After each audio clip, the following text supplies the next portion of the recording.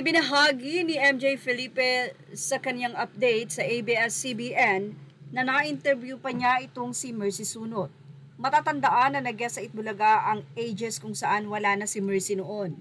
Ito'y dahil nasa USA na nga si Mercy Sunot dahil siya ay doon nagpapagamuot at 7 months or nung Abril pa siya.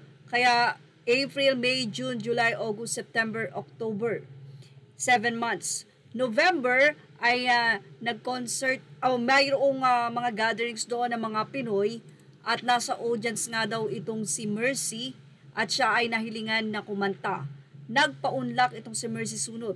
Kitang-kita na tila wala itong iniindang sakit, malakas pa at ayon sa kanya kaya siya nandoon ay para nga magpagamot para sa kanyang pamilya at namimiss niya na ang kanyang mga anak at ang mga kapwa vocalist ng ages na kanyang mga kapatid. Ayon kay Mercy, doon sa naging interview ay para sa kanila itong pagpapagamot niya. Malungkot dahil nag-iisa nga siya sa US. Mabalik naman tayo sa naging pagtawag sa kanya ng mga kababayan doon sa gatherings kung saan ay nakakanta nga o kumanta nga itong si Mercy Sunot ay wala talagang nagbago sa boses niya kahit na nga ito ay umiinda ng matinding sakit dahil nga siya ay may lung cancer and breast cancer. Kung saan nakatanggap pa ng ilang mga tips itong si Mercy Sunot.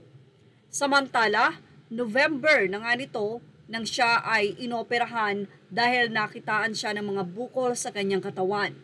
Marami ang nagsasabi na di kaya mali ang opera dahil nung hindi pa inooperahan itong si Mercy ay talagang napakalakas niya at hindi nga mababakas sa 7 months na yon na siya ay may sakit. Ibig sabihin, sa kwento rin ng naging kaibigan or kaibigan ni Mercy na nakasama niya sa ospital nang siya ay operahan, sinabi nito na ginising siya ng mga nurse at makikitang nagpapanik ang mga ito at sinabing hindi nga daw makahinga si Mercy at kailangan itong ilipat sa ICU. Na ito naman ay pinatotohanan ng nasabi nga pong magaling na singer. At mula noon, nang nag-video siya, ilang araw makalipas kung di tayo nagkakamali 2 days after ng pagbi-video ni Mercy Sunot, ay hindi na nga tayo nakarinig pa kung okay na ba siya basta humingi siya ng panalangin na nga siya ipag-pray dahil sa kanyang kalagayan na hirap nga siyang huminga dahil nagkaroon ng inflammation doon sa operasyon.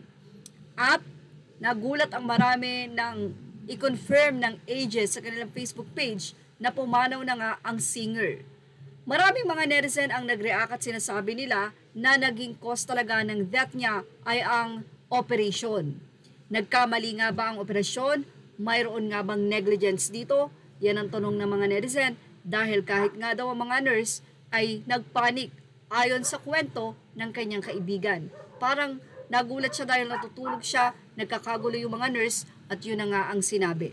After the operation, na sinabi naman na okay, and then mga ilang segundo ay hindi na nga makahinga si Mercy. Umabot pa ng ilang araw, pero binawian din ng buhay. Well, yan ang ating Showbiz Now update. Images are all credit to the rightful owners. Thank you for watching Showbiz Now.